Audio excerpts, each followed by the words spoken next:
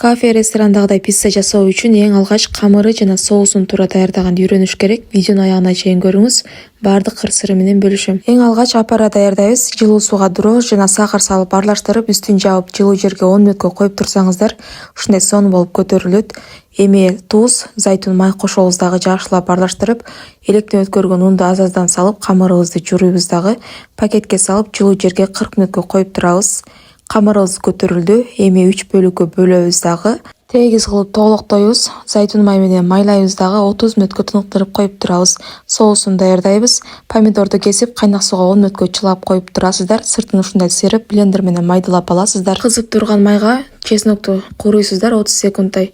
Орегано деген приправадан кошосуздар дагы.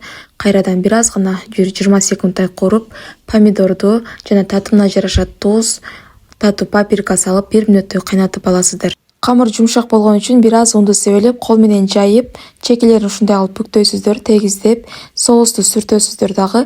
Ушундай массировал сырын теркадан өткөрүп, каалагандай кошуп, колбаса, шпинат жана зайтун коштум. 300 градуста ысып турган печкада 8 мүнөттө бышырып аласыздар. Бул рецепт оригинал рецепт, сөзсүз түрдө жасап көрүңүздөр жана каналыма катталып, жакындарыңыз менен бул рецептти бөлүшкөндү унутпаңыздар.